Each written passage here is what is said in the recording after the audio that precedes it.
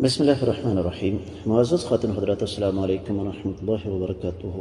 کیا انسان اپنا سارے کا سارا مال اللہ کی راہ میں صدقہ کر سکتا ہے؟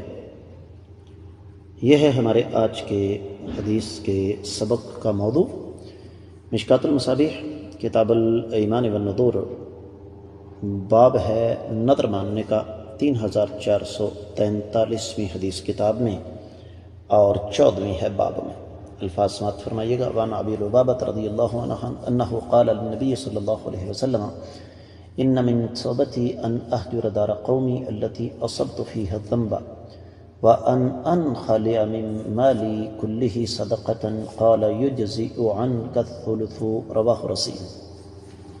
معزز خواتین حضرات، یہ حدیث دراصل سنن ابی داؤد میں ہے اور سنن ابی داؤد کا تفصیلی حوالہ کتاب الایمان والنذور 29واں باب ہے، جو سارا مال صدقہ دینے کی نذر مانے اس کا حکم، 3319ویں حدیث۔ اور یہ روایت سند کے اعتبار سے شیخ البانی کے نزدیک صحیح ہے، جبکہ شیخ زبیر علی صحیح نے اس کو حسن قرار دیا، اور اس میں کوئی بھی راوی ایسا نہیں جس پر اعتراض کیا جا سکے۔ ترجمے کی طرف بڑھتے ہیں۔ سیدنا ابو لبابہ رضی اللہ تعالیٰ عنہ بیان فرماتے ہیں کہ وہ آقا علیہ السلام کی خدمت میں حاضر ہوئے اور عرض کیا کہ میری توبہ کا تقاضا یہ ہے کہ میں اپنی قوم کے اس علاقے کو خیر آباد کہوں جہاں میں گناہ کا مرتکب ہوا، اور میں اپنے تمام مال سے بے دخل ہوتا ہوں اور اس کو صدقہ کر دیتا ہوں۔ اللہ کے رسول صلی اللہ علیہ وآلہ وسلم نے فرمایا، تیسرے حصے کا صدقہ تیرے لیے کافی ہوگا۔ تو یہ سیدنا ابو لبابہ رضی اللہ تعالیٰ عنہ بنو قریظہ کے حلیف ایک قبیلے کے ساتھ تعلق رکھتے تھے۔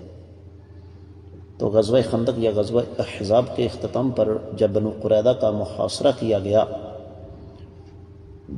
تو وہ بڑے پریشان تھے۔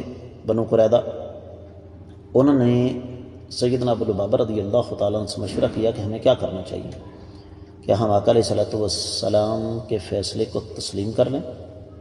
تو سیدنا ابو لبابہ رضی اللہ تعالیٰ عنہ نے انہیں اشارتاً بتایا کہ آقا علیہ السلام تم سب کی گردنیں کاٹ دیں گے، اور یہ راز کائنات کے امام صلی اللہ علیہ وسلم کے سامنے خود ہی افشا کیا، اور اس پر نبی علیہ السلام کے اس جلیل القدر صحابی کو ندامت ہوئی۔ پھر انہوں نے اپنے آپ کو ایک ستون کے ساتھ باندھ لیا کہ جب تک اللہ تعالیٰ کی طرف سے میری توبہ کی قبولیت کا پروانہ نہیں آئے گا تب تک میں اپنے آپ کو یہیں پہ باندھے رکھوں گا۔ تو رب کائنات کی طرف سے پھر ان کی توبہ کا پروانہ آ گیا تھا، تو اللہ تعالیٰ نے ان کی توبہ کو قبول فرما لیا۔ یہ تو ہے حدیث سے مبارکہ کی تفصیل۔ اب یہاں پر جو چیز ہمارے موضوع کے ساتھ تعلق رکھنے والی ہے وہ یہ ہے کہ اللہ کے نبی صلی اللہ علیہ وآلہ وسلم نے اپنے اس صحابی کو سارے کا سارا مال صدقہ نہیں کرنے دیا، بلکہ فرمایا زیادہ سے زیادہ تم اپنا تیسرا حصہ جو ہے مال کا وہ صدقہ کر سکتے ہو۔ کس لیے کہ 2 حصے جو ہیں وہ وارثوں کے ہیں۔ میں کئی دفعہ پہلے عرض کر چکا ہوں کہ ہم اپنے مال کے خود وارث نہیں، مالک نہیں، مالک تو اللہ تعالیٰ، لہذا صدقہ بھی کرنا ہے تو تیسرے حصے کا۔ اس کے ساتھ ہی حدیث کا سبق بھی اختتام پذیر ہوا۔ اجازت چاہوں گا۔ السلام علیکم ورحمۃ اللہ وبرکاتہ۔